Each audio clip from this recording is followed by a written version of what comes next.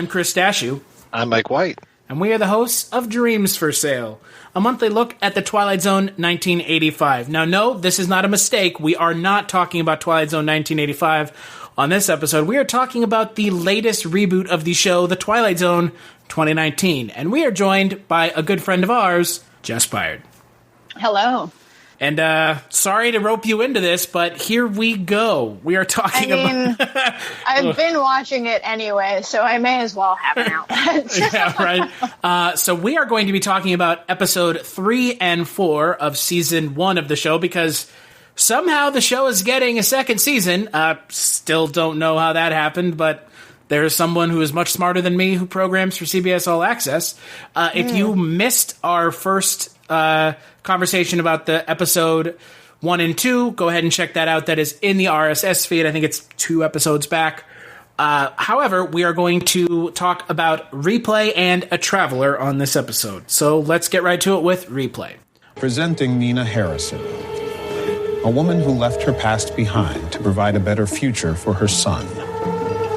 Today, however, she will have no choice but to revisit history again and again, on a fateful drive through the perilous highways of the Twilight Zone. All right, so Replay was directed by Gerard McMurray, written by Selwyn Seyfu Hines, stars Sanaa Lathan, Damson Idris, Glenn Fleshler, and Steve Harris. And it follows a mother and her son as they try to get him to an all-black college, and they are pursued by what can only be equated to the T-1000, played by a fat man. The American T-1000. The American T-1000. The hillbilly T-1000. I'm powered by donuts and pie. Yes. I like pie. Who the hell don't? So, Jess, since you are our guest, what did you think of the third episode of the new Twilight Zone? Wow, that good, huh? It was fine. In hindsight, given other episodes of the show, it's not the worst. But again, for me, this whole show's been... Its whole issue is that it has replaced social commentary for story, and it thinks that it's the same thing, but it's not.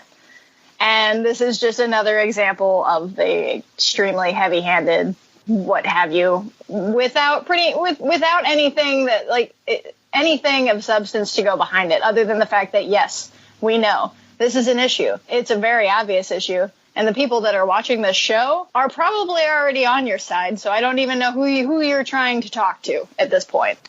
What about you, Mike? I know you liked this episode.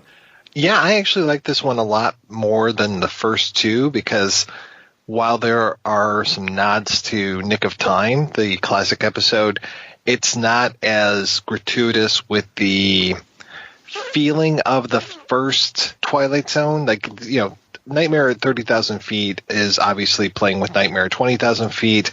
The comedian just feels like an old episode of the Twilight Zone, whereas this one's got a little bit of that, but I don't know. Maybe it is just replacing the Twilight Zone-ness with the social commentary, but I actually kind of appreciated it. But it's not something that really sticks with me, because when I first saw it, I was really hot on the episode and was like, oh my God, they should have used this as the first. This should have been the pilot episode, and this really would have caught people's attention.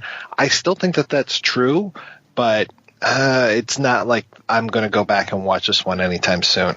Yeah, so I kind of err on the side of... I'm a little bit more, in the middle. I don't know. God, it's just...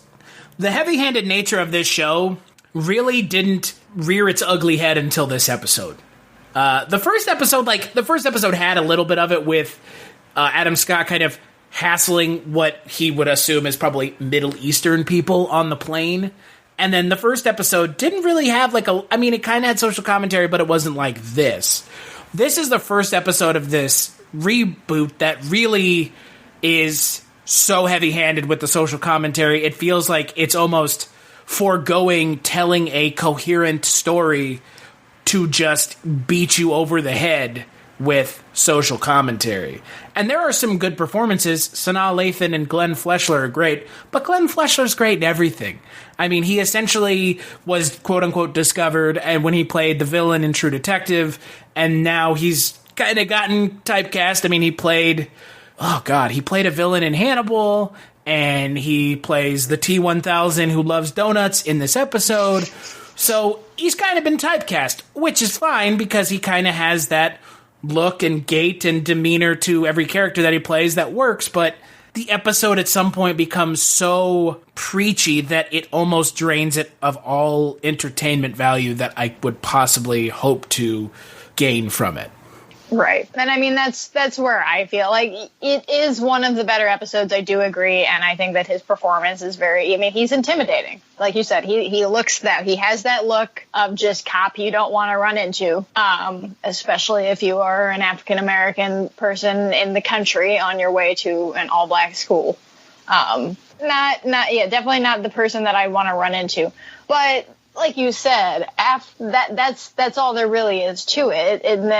I don't want to. I feel badly saying that I wasn't entertained about an episode that is, very much about a real racial problem that we have in this country, because it shouldn't be entertaining. But it is a show, and it is a narrative show, and we do have to adhere to some narrative rules, or at least some narrative structure.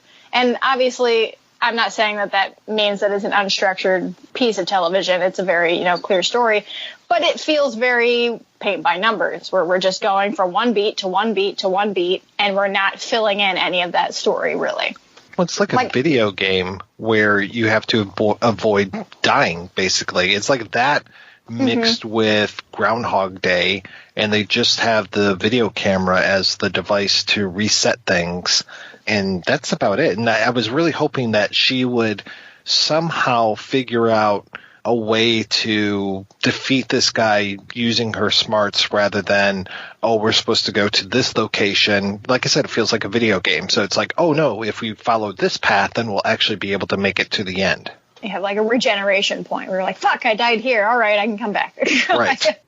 Yeah, there are other episodes of this show in the original run that have done similar things. And I want to, and this is something we talked about when we talked about Nightmare at 30,000 Feet, Mike. I really want to drag this episode for trying to give fucking lip service to old episodes of the show. Do not show something from Nick of Time, because Nick of Time is one of the best episodes of the original run of the show. It is. It's especially great when William Shatner tells his girlfriend not to be retarded. Okay. It's a real thing that happens, and it's... Wow. That hasn't aged well, I'll give you that. But you and I both know, Jess, regardless of him calling someone a retard, it's still a great episode. It is, yes. But showing it in this episode, which is like a poor facsimile of other great ideas, who cares? Like, why? Well, who's going to be like, yeah, the fucking Nick of Time thing? Like, cool. Yeah, it seems out of place because, like Mike said, there's no, you're not feeling like entertained, or you're not having fun. So you're sitting there, you're watching this tragic thing happen to this woman over and over and over, and then they're like, oh, but look at this little thing, isn't that cool? No, it's not cool, because now I wish I was watching that episode. And I literally blinked and missed it. Like, until we were talking about it again the other night, I was just like, really? That was in there? I seem to remember it from the trailer, but I didn't actually remember seeing it in the episode. Well, the shot from the trailer was the same shot from the episode, so... Yeah, I must have been looking down. It was like a split second, so you probably did blink and miss it. But the whole idea that, this racist cop is hounding her and her son, and she keeps going through these same but different kind of iterations of the day, and her son ends up dying or arrested, or, he's got a gun, that thing that happens in real life. It almost pulls the importance of it happening in real life out of the picture, because at the end, they try to have this like, oh, but they get away, and the camera breaks. And he goes outside, and then the sirens are heard. Like, I get what they're going for, but God, just beat me over the head with it, please. Just beat me to death with the message, because I don't get it. I'm so dumb. Like, you can't treat your audience this stupidly. You can't treat your audience. Yeah, you can't treat your audience like they're total idiots, because in my opinion, that gets no one anywhere. Right. And I mean, and that's like I said, I don't know, the people who are watching this reboot of Twilight Zone are probably more overwhelmingly, like a majority more center to left leaning.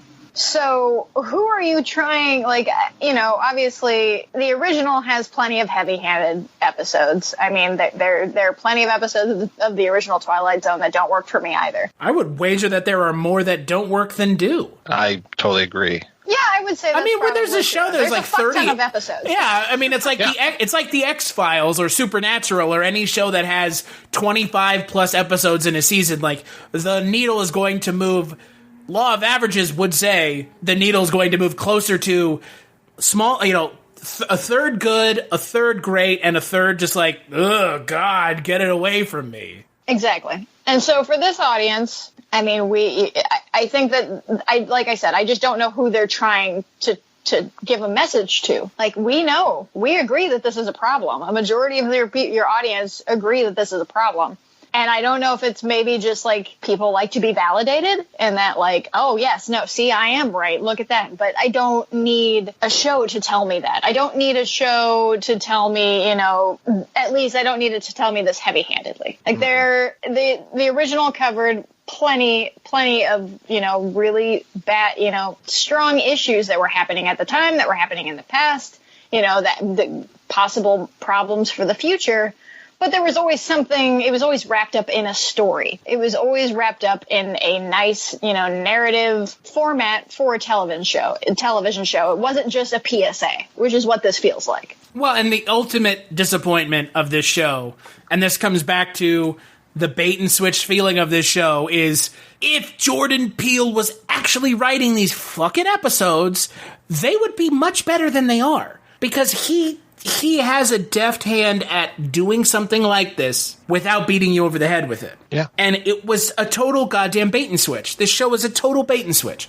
The people who are running this show are Simon Kinberg. And that guy is a fucking clown. Like, a total clown. He thinks that somehow working on X-Men Apocalypse and Fan 4 Stick are somehow, like, credits worth putting on your resume. So it felt like a bait and switch, and like if Jordan Peele had written this episode, it would probably be something worth watching. But because it's written by Selwyn Sefu Hyans, who I would assume, I don't even know. This is his only writing credit. Okay, that's what I figured. I don't honestly have a huge problem with that, because I do like the fact that the show is giving new writer, you know, like no-name writers a chance. But there's not enough episodes to do. There's not enough episodes to do that. Right, and I mean, not every no-name writer needs a chance, right? I didn't say that. Hashtag not all no-name writers. Hashtag don't roast me, please. No, I mean, look, that's why I like anthology series. But when you've got 10 fucking episodes, you can't be affording someone who has no writing credit an episode. I mean, at least not that, if that episode is a Twilight Zone episode. If you made a brand new anthology that was totally removed from anything that has that kind of air about it. I mean, yes, obviously we should go into remakes and reboots and retellings and whatever you want to call them with fresh eyes, because in theory, that's what they should be. Like, it should be just a new version of somebody's new voice bringing back something that we love. But that's not what this is. This is just bringing it. I mean, that's what Black Mirror did. Black Mirror is the now Twilight Zone. Like that, it's doing it the right way, in my opinion. So why do we need this just to have the title Twilight Zone on it? Like, just to get people psyched and be like, hey, it's Twilight Zone. It's the IP recognition that is fucking pushing Hollywood right now. That's all this is. That's true. This is Terminator again. Go see Terminator movie. You like Arnold Schwarzenegger and, you know, Linda Hamilton? Go watch Terminator again. Like, fuck you. Come on. And that's what this feels like. You like Rod Serling Twilight Zone? Like, yeah, you could watch 3 other versions of it. Literally. Right. Literally. And a movie. That's true. And I'd like to point out yet again, because which is also heavy-handed. Mike Wallace is not here. Twilight Zone 2000 is fucking better than this shit. So, regardless of what he says, it's been a long time since I've watched Twilight Zone 2000. You should watch it. It's really nihilistic in a way that I think didn't help the show. But, right. But it's better written than this. And that's astounding because that show gets dragged all the time. Yeah, that's fair. Primarily because the theme song was done by the dude who's the lead singer of Korn. So yeah, really? If you can get past that theme song, I totally forgot about that. Okay. Oh wow. It feels like the 2000s. Let's put it that way. Yeah. I mean, shit. Like I've watched all of Night Gallery multiple times, and that show is not amazing, but I would rather watch any episode of Night Gallery than most episodes of this new Twilight Zone. Yeah, there are a couple Night Galleries that still stuck with me, like the Riding Doll one. Holy shit. Oh, yeah. That one's awesome. Never seen Night Gallery, so. Oh, what? Oh, lordy. Oh, lordy. Well, lordy. You know what they say. Sorry. That's what they say? Do say sorry. Yeah. I say sorry to you, and I'm not. They say it all the time. They do. I often apologize. Oh, well, the good thing is, Chris, if you ever do decide to watch Night Gallery, there's only 2 seasons of it. It's true. You could actually do a podcast of it in, like, I don't know, a month. You know what they say about shows with only 1 season? You would think you could do them in just a year, but Kolchak tapes is on year 3. So. Oof. Wow. Is it year 3 or is it year 2? Yeah, it might be year 3. Oh, Jesus. But anywho, let's move on to the next episode. The twist at the end is about as heavy-handed as everything else. Is it a twist? I don't think so. I don't know. Like this, there's no twist in this. I don't. Does he get arrested at the end, or it's like African American people are always looking over their shoulder because they don't have a camcorder that they can go back in time with? I mean, that's what it is. I mean, it's that. I think it's that he leaves and she can't be certain anymore, which she only had the certainty because of that object. But right. Yes, I think that would be the overarching message, is that no matter how safe you think for however long you think, like, you could be safe for years and years and years, but because of this thing about you, about, your skin and where you live, you do kind of have to be looking over your shoulder over the time. And that is true. I entirely believe that. But it's just, meh.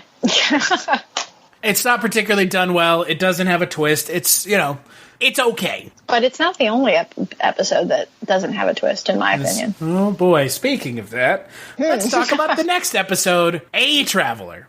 Meet Sergeant Yuka Mangayak, a woman with a knack for detecting the most subtle of mistruths. On this night, a night of the most powerful of myths, that skill will be tested like never before. She's about to learn that the truth can take many different forms depending on how you look at it.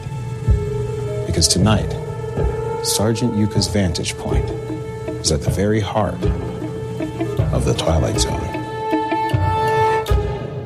So, A Traveler is directed by Anna Lily Amirpour, who directed A Girl Walks Home at Night. Which is so unfortunate because I love that movie. Right, you and me both. It's directed by Glenn Morgan. It aired on April 18th, 2019, but again, none of these are technically airing. They're just kind of being, dropped on the internet for people to torrent because who has CBS All Access? It stars Steve Ewan, Marika Sela, Greg Kinnear, and Patrick Gallagher, and it follows Marika Sela as a Alaskan police sergeant who, on Christmas, gets embroiled in a weird situation with an alien played by Steve Ewan. Yeah. Sure. The credits for this show are not complete or right on IMDb, because I know at one point they called a character Kolchak, because that just stuck out so much for me. Boy, they're really gonna incite the name Kolchak. Yeah, they did. Great. I mean, was he doing it like as a joke? No. Like, okay, Kolchak. No, it was Mr. and Mrs. Kolchak. Oh God. Yeah. Oh right, that couple. No, are you talking about Mr. and Mrs. Matheson? I don't think so, though. I know that there was a character named Ida Lupino. WTF? Why? And there's a character with the last name of Mongoyak. So, great. This episode is the worst episode of the run of the show so far. I I would that's disagree. Tough. That's a race to the bottom. Right. It's like the world's tallest midget. I really hate Kid President. I really hate it. Yeah, that was pretty bad. But yeah, this one, I mean, it just reminded me of so many better classic episodes. It reminded me so much of The Monster on Maple Street, and it reminded me so much of Will the Real Martian Please Stand Up? And that's the one that I thought that it was supposed to be the most about, like the most like. And I really like that episode, and I just rewatched the ending of it, and it still sends shivers down my spine, whereas this one, I could give a shit. Right, exactly. And I mean, so, okay, what the plot is, she picks up, or explain, yeah, Chris, explain exactly what's going on in this plot. Because it totally was like, hold on. I like the grasping at straws. So what appears to be happening in this episode is Yuka Mongoyak is a police officer who brings her brother in to be pardoned in Alaska because that's where she lives, and the police chief in Alaska in this town pardons people once a year on Christmas as kind of like a giving. However, as he's about to pardon him, a mysterious inmate appears in the holding cells who got there magically, and he's legally changed his name to A Traveler, and he's heard about the parties that are going on at this Christmas party in Diddledick, Alaska. And then things start happening, and maybe Greg Kinnear's character is embroiled in some bad things, and he's giving information to the Russians. I don't know. Like, I genuinely have no fucking idea what's happening. Well, and that's the thing for me. Like, I don't know what it was trying. I don't know what it's trying to say, because you actually never know who was right. Like, whether or not, Greg Kinnear was really involved in this bad shit, or if he wasn't. And if he wasn't, then what was the point? What's this whole Other thing? than for aliens to come back and take over the world, I guess. It's this whole thing where A Traveler is sowing seeds of dissent by basically pulling back the curtain a little bit on the goings on in this small town life, and just saying like, oh, well, this is actually really what's going on. And he just keeps raising the stakes as we go through. And it's like, oh, she doesn't, I'm just making this shit up. She doesn't put real apples in her apple pie. Those are actually pears or something like that. It starts with real innocuous shit and then just keeps building, and then pulling out all the aces with the Russia stuff at the end. It's just like, what? Where did this come from? It just feels like they make such a leap with that one because, of course, there's dirty politics that are happening and all these other things that are going on. And then the Russia stuff is just like, okay, that seems very unusual. And then when they reveal that A Traveler has antennae coming out of his head, and it's just like, okay, again, I am not surprised by any of the things that are going on in this episode, and it just feels like it's paint by numbers again, and it's just like, okay, we're going to hit every single beat, and there's nothing that's surprising me here. And the crazy thing is that it's written by Glenn Morgan, who wrote some fantastic episodes of The X-Files, and he went full Chris Carter and just lost his damn mind. Like, he lost his damn mind. Mad with power. I mean, he's producing the show. He's one of the producers on the show. But dear God in heaven, what was he thinking? And as far as the whole, I think it really honestly felt like, shit, we haven't done an Alien episode yet. We're the Twilight Zone and we haven't done an Alien episode yet. Well, okay, let's do this one. I'm still not sure they've done an Alien episode. I know, I don't know. Well, I mean, he, I guess, is an alien. You see the weird head, kind of. Yeah, and then it goes also, full alien at the end, and it's like, okay. Well, there's also the side, the other underlying, not so underlying obvious point of how people are willing to screw each other over if it means that they're going to get something that they want. Wow, Twilight Zone's being really deep there, just like the deepest of deep. With what's the lady's name? Mongoyak, yes. With her whole, well, if Greg Kinnear's out of the picture, then maybe I get to be the sheriff of this nothing town, because that's a dream. Yeah, you're the emperor of the North Pole. Right. There's not, and that's really what it is. Like, I don't know why I should care about this tiny little nothing town that approximately 12 people live in. Because the Twilight Zone told you to care. Right. It's because that town is the first point of attack for the Russians. Or apparently the aliens? And what are the aliens there to do? Are they there to make things better? Are they there to make things worse? Are they there to be our, benevolent dictators? Or are they there to get rid of everybody? Well, yeah, I can't remember if it's the brother or if the alien. I think it's the brother says that things would be better with the aliens in charge. And it's like... That is what he says. Yeah. Okay. So... Boy, that's a conclusion to jump to. Wow. Yeah, I mean... It's a mat that you jump to conclusions on. Things would be so much better if we had people that just came in and started stirring up shit all the time, I guess. Yeah, I don't... You know what they say, right? MAGA, right? Yeah. MAGA? I mean, that's what it, is every episode of this fucking show just gonna be a Donald Trump parable? Because the next one, folks, let me tell you, the next one, well, it'll take you out back and smash you over the head with a big orange pumpkin. So... what's the point of this episode if that's not the point that it's trying to make, right? They're all real accepting of the fact that this person just randomly showed up in a cell inexplicably. Like, there's no possible way he could have got in there at all without it being something very strange. And they're all just like, oh, yeah, okay, let's bring him out because Greg Kinnear's such a cool guy. Isn't he the best? Let's just watch him do this. And it's not... But is that a rhetorical question? I mean, isn't Greg Kinnear the best? I don't know. Of course he is. I've seen Dear God. Yeah. Isn't he? I've seen Stuck on You. Ooh. Yeah. Oh, jeez. I know. I genuinely wonder... Like I said, because Glenn Morgan has written some fantastic stuff for other TV shows, and it's just, he wrote 2 episodes for this show, this reboot, 6 Degrees of Freedom, which... Oh my God. Right?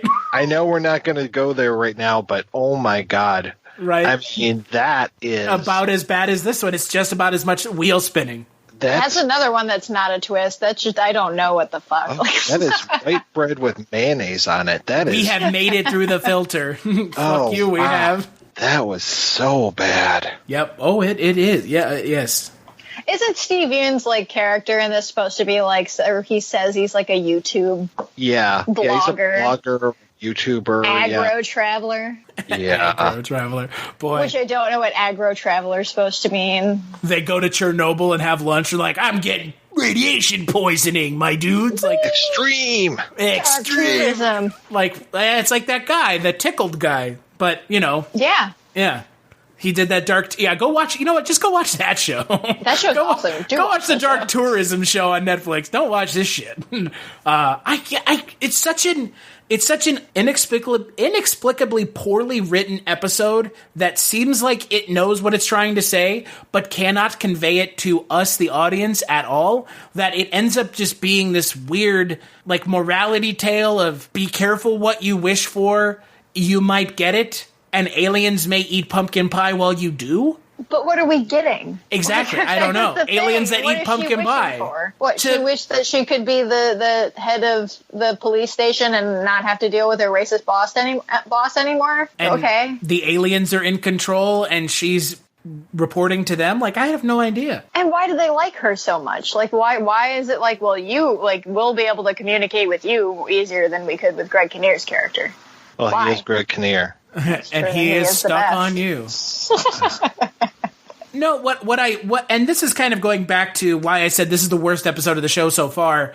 At least the comedian, Nightmare, and Replay all have a narrative structure that makes sense, and they tell a story while the story might be generic and boring or trite, and we've seen it before. At least it makes sense. Yeah, I would agree with that. Yeah, this episode just seems to fall apart. And another thing, and this goes to the entire series, why did they think these episodes need to be an hour long? I have no idea. 45 minutes could have been what you could have pushed it at, but that even still would have been, oof. The Comedian was an hour long. Nightmare at 30,000 feet was 20 minutes. Replay was an hour. This is an hour. The next one is an hour. Fuck you, seriously. I think they're all an hour. except for Nightmare, and Nightmare is even too long because the coda at the end of the episode almost ruins the entire episode. Yeah. Fair. At least it's short enough, but it's still just too long. This is just like 45 or 53 minutes of just God knows what. And it's unfortunate because Steve Ewan's not bad. He does the creepy thing pretty well. Well, that's the thing. Like with this show, like they're getting decent talent. Oh yeah, they're getting Like, pretty they well-known really struggle people. with, and even the people who aren't well known are pretty decent, actors. And I mean, it looks great too. That's the thing. All the sets look awesome. It's really lush with color. Lighting's really good. But like, just from a technical standpoint, it's fine. But from a storytelling standpoint, it's not at all. Right. But that's why you want it in black and white, right, Jess? Because it's coming in black and white, and it looks so good. It's going to look better in black and white. Oh God! Remember when Logan was in black and white, and everyone was like, "This is amazing." I blame Mad Max for starting that. Was that the one that? Yeah, I guess it was. Which I still haven't seen it in black and white, and I'm sure it probably does look great, but I don't need to. I've seen the movie already. It doesn't change the movie other than the way it looks. Right, exactly. Like, I get it, but like, who cares? This is not like the definitive Twilight Zone. The definitive Twilight Zone, you could make the case that the original TOS is the definitive, but the 1985 show has a lot of great episodes as well. So I don't know what the definitive Twilight Zone is. I'm curious where y'all kind of fall in the spectrum. But for me, the definitive Twilight Zone would be picking a couple episodes from each version of the show and putting that together as kind of like, this is what, if you want to understand what Twilight Zone is, here's kind of the breadth of the show across the reboots. I'm not sure I've seen an episode from this version of the show yet that deserves to be in a conversation for episodes worth watching from the show. No. Yeah, it's going to get honorable mention, and that's about it. And, the key for the original, I think, was great writing. And I have yet to see great writing on this. And, they had really killer genre writers on the second one, or on the first one. And then, like we've seen on the second one, having Harlan Ellison and a lot of other really great writers on that show. And it's like, okay, cool. This is great. But on here, it's like, I don't know, Glenn Morgan, what are you doing? Are you sleeping while you're writing this? What's going on? Well, and here's the other thing about the original show and then 1985. It was also a lot of adaptations of short stories. Right. Exactly. And you're telling me since 1985, because I don't remember if the 2001 has story adaptations, I would have to go look. You're telling me since 1985, no short stories have come out that can be adapted into a teleplay? Like, I know that might be kind of, seen as like giving up or not going the whole distance, but instead of that, we get a Traveler. Like, fuck off. Like, I mean, adapt something, please. Like you said, the original is comprised of a lot of adapted stories. So no, I don't think that's giving in and giving up at all. Right. No. I mean, they brought, Richard Matheson, Charles Beaumont, so many good, and Rod Serling wrote the large majority of those episodes. And for me, the definitive Twilight Zone is the original, although I do like the idea of taking episodes from each, aside from this series, but from each incarnation and putting them together, that would be a pretty cool thing to see, I think. Yeah. I really enjoy the original. That is where I stay. And yeah, there are a lot of not great episodes. But the thing is they were trying things. They were trying really different, really bold things in 1960. Like 1960 and Rod Serling doing social commentary is a whole different ballgame than somebody trying to do social commentary now, where everything is social commentary. Every single thing. You get online, you open a magazine, whatever, it's in your face. It's all there. In the 60s, it was really, you weren't supposed to speak out about stuff like that. You got called out on it a lot harder than people get called out now. Somebody get mad at you for 5 minutes on Twitter before they get mad at somebody else for 5 minutes on Twitter? Yeah, at least the social commentaries on Black Mirror seem to actually hold some weight. And it's, the social media episode with, I can't remember Ron Howard's daughter's name. Oh, yeah. But it's just like, oh, wow, that really is saying something. And yeah, it might be a little heavy-handed and stuff, but it actually is saying something. Okay, cool. Or, we'll maybe talk about, Kinder Kid or whatever. And I like that name better, by the way. I kept thinking of the Waldo effect or whatever it was from Black Mirror, and I'm just like, wow, Black Mirror, you take it even farther and elect a cartoon character, okay, great.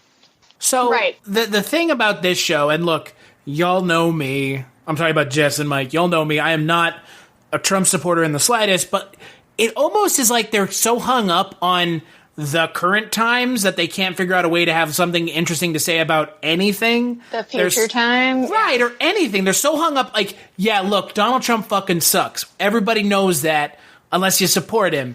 And that's fine, but, like, you are focused on this shit way too much. It's not going to age well at all. And that's the thing. God, with the original Twilight Zone and even with the other incarnations, it was always focused on what we're doing to ourselves now is going to affect us in the future, and this is what it's going to do to us in the future. Right. Midnight Sun, one of my all-time favorite episodes, is that in itself is a commentary on climate change and being more aware of the environment from that, that far, back. But now what are they going to do? I haven't seen anything in regards to that, idea of what's going wrong in the world. And like you said, they're so hung up just on the Trump aspect. They're not focusing on any other real issues that are happening in the world or that's happening all around us, because they can only focus on Trump, which I guess is just what the world in general can only focus on right now, because he just makes it impossible not to. Well, or people make it impossible to not focus on anything else. Well, it's the easy thing to blame. I get it. Like, it is easy to blame everything on one person because that person is such a turd. But, good God, Not All Men, Wonderkind, and Replay are all talking about something that effectively comes back to the current state of America. It's like, oh my God, where this is going, 10 years from now, people are going to watch this and be like, oh, shit. God damn, fucking, what were people fucking whining about all the time? Go back and watch the monsters come on Maple Street, or that's not what that sounds like the Pornhub version. That is the Pornhub version. That is. I actually don't remember the full name, but it's definitely not. Monsters Are Due on Maple Street is what you're looking for. I knew it was weird. I kept watching these fucking movies on the internet where it would have a yellow dot show up with the record next to it, and I was like, oh my God, these monsters are really messing up Maple Street. But that has aged so well because it is not talking about racism per se. It's talking about isolationism and, fear of your neighbor and fear of people in general. And then you have something like Replay that's it's a black and white thing. Oh God, this is going to age so poorly. Right. And Mike, you can attest to this. As heavy-handed as the fucking episode with the dude from The Invisible Man is in the 2000 show, it's way better than Replay. It totally is. By the way, Jess, that's the episode where a man doesn't allow a black man who's being chased by white supremacists into his car in the middle of the night, and he starts turning into that black man. Oh, I remember that episode. And it is really good. It's a little heavy-handed, but the message, I think, works better because it's not just about racism, it's about walk another mile in man's shoes, and and this episode's white people are bad. White people confront things rather than white people watching things from the safety of their couch going, yes, I agree. Yeah. And so that's I agree 100%, Jess. This show is going to age so poorly. And look, I'm not to say, all of these episodes are dealing with real issues. Yes, the racism is a real big problem, especially, cop violence. That's a big problem. And it is something that needs to be talked about. Which for this show's purposes has not aired yet, but the Not All Men episode, that's a real issue. That things like that are occurring all the time. But there are ways to talk about them in a broader scope and look, this is what we're doing to ourselves, not this is just what's happening right now and we're all just freaking out about it. Yeah, I agree. And that's the big takeaway here. Not from a traveler, because I think it's just a really poorly written episode. But yeah, it's just a nothing episode, which I can never say her name. Marika Sela? No, the Yuka woman who directed it. Oh. Anna Lily Amirpour? Yes, her. I have no idea what she's doing here. Like, why did you bring in this director? Director for hire. I guess. It's unfortunate because she is a fantastic director. Like, Jesus Christ. Yeah. Yeah, and this doesn't really speak to her style or anything. It's just like, what are you doing? Yep. Oh, yeah. I'm curious because it's bad. Real bad. So, but until we talk about the next two episodes, which are... Do we have to? Which are The Wonderkind, otherwise known as Trump, MAGA, MAGA, MAGA, the episode, and 6 Degrees of Freedom, otherwise known as That Time They Let Glenn Morgan Write Another Episode. We did. What the hell happened here? Yeah. Where can people find you, Jess? You can find me on Twitter at writer Jess Byard, and I am on Instagram with the same thing, but you'll pretty much just see pictures of my cats, so do with that what you will. Where can people find you, Mr. Mike White? You can find me over at jessescats.com, where I just repost. It's kind of the fuck Jerry business model. I just repost everything that Jess posts, and then I try to garner traffic for it. I claim it as my own. That's my cat. I don't, no credit to her. And then you deny that it's someone else's stuff. Exactly. That's pretty much the way to go these days. Fair enough. Where are you actually? I'm over at projectionboothpodcast.com, where every week I put on a movie show and, talk about different things. And then you can also find me and you, Chris, in case you've forgotten, we also do a podcast called The Kolchak Tapes, which you can find at kolchaktapes.com, where every month we talk about a different episode of The Night Stalker, both original and reimagined. Oh, it's an imagination, all right. They had a good one. Speaking of people who used to work on the X-Files. Yeah. Oh, right. And you can find me over at Mike White's Jess'sCats.com, where I repost posts that Mike posts of Jess's cats on Friendster and Napster. Wow. Yeah, right. Maybe Zanga, too, if we're lucky. No, you can find me on Twitter at Culture Stash. I do a podcast with my friend Mike Wallace, where we talk about Chronicles from the Crypt. You can find that at chroniclesftc.com. I do a little podcast called The Culture Cast, where we talk about movies. You can find that one at culturecast.com. Jess and Mike have both been on that. You can find us there. You can also find this podcast at Twilight Zone 80. Twilight Zone, Jesus. At twilightzone85.com. And big thanks to Roxy. Oh, shit. I don't have it in front of me. Roxy driving the Neutron Dreams? Something like that. Big thanks to Roxy driving the Neutron Dreams for the intro-outro music for this episode, and we'll catch you on the next one.